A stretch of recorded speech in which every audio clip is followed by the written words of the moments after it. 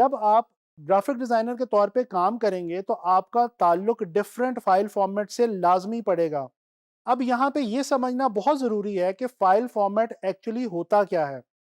दोस्तों, file format का मतलब है किसी भी डिजिटल फाइल की ऐसी लेआउट या कॉम्पोजिशन जिसकी बेस पे उस फाइल के अंदर किसी भी डाटा को महफूज किया जा सकता है, यानी कि प्रिजर्व किया जा सकता है, उसको प्रोसेस किया जा सकता है, एडिट किया जा सकता है और आइडेंटिफाई किया जा सकता है।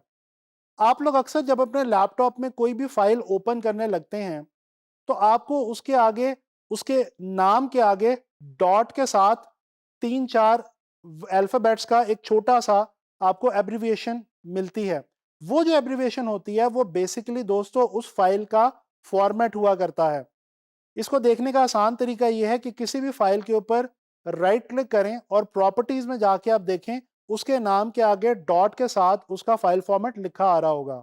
अच्छा दोस्तों, अब हमने यहाँ पे जिन फाइल फॉर्मेट्स की बात इस लेसन में करनी है वो फाइल फॉर्मेट्स हैं जिनका ताल्लुक डायरेक्टली ग्राफिक डिजाइन के काम से है।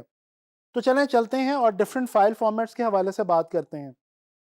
दोस्तों, सबसे पहले मैं जिस फाइल फॉर्मेट की आप लोगों से बात करना चाह रहा हूँ आज, वो है AI। AI एब्रिविएशन है अडोबी इलस्ट्रेटर की।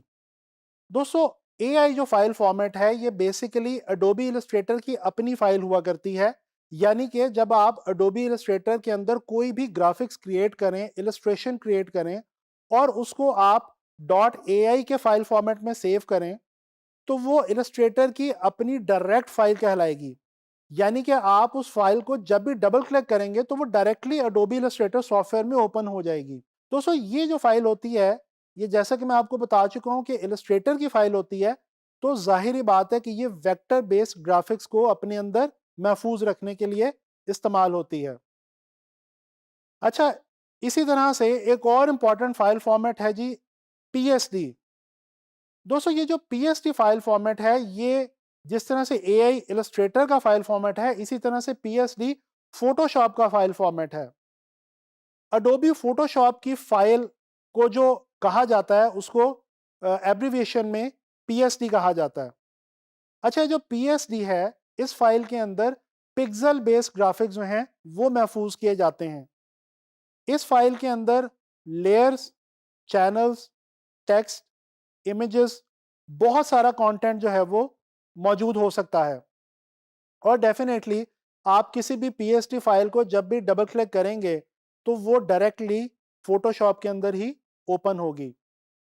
अच्छा, इसी तरह से एक और इम्पॉर्टेंट फाइल फॉर्मेट जो कि हम ग्राफिक डिजाइनर के तौर पे काम करते हुए यूज करते हैं वो है जेपैग। इसको जेपैग भी कहा जाता है और कुछ लोग इसको जेपीजी भी कहते हैं। दोस्तों, जेपैग एब्रिविएशन है ज्वाइंट फोटोग्राफिक एक्सपर्ट्स ग्रुप की।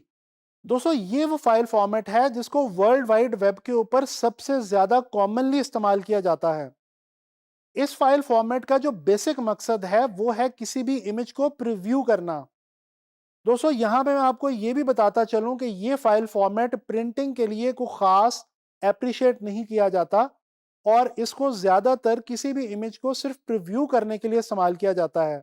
उसके रीजन ये है कि इस फाइल फॉर्मेट के अंदर डाटा के लॉस होने का, यानी कि डिटेल्स के मिस होने का खतरा मौजूद रहता है।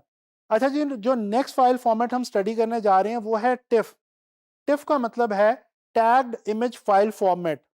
दोस्तों, ये जो टिफ फाइल फॉर्मेट है ये आमतौर पे प्रिंटिंग के लिए बहुत ज्यादा इस्तेमाल की जाती है और इसको आइडियल समझा जाता है प्रिंटिंग पर्पस के लिए। ये इस वजह से है क्योंकि इस फाइल फॉर्मेट के अंदर लॉसलेस कंप्रेशन लगती है।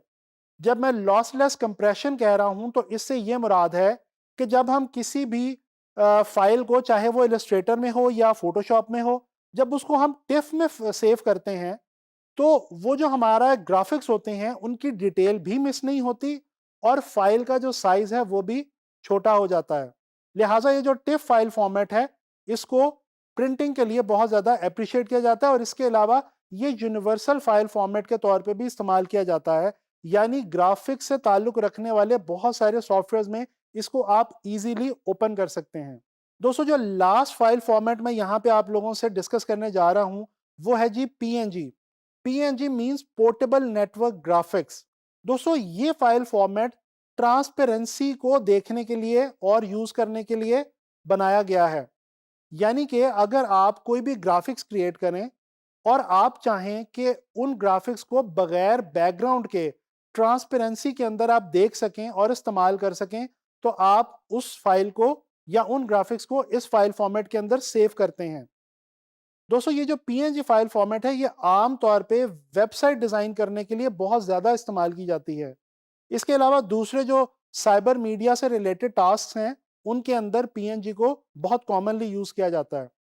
तो दोस्तों ये मैंने आप लोगों को कुछ फाइल फॉर्मेट्स के हवाले से बताया जो कि ग्राफिक डिज़ाइन के लिए बहुत ज़्यादा इंपॉर्टेंट फाइल फॉर्मेट्स हैं। मैंने आपको बताया कि इनके नाम क्या हैं, इनको हम किस पर्पस के लिए यूज़ करते हैं और ग्राफिक डिज़ाइन में इनका बेसिक ताल्लुक क्या है।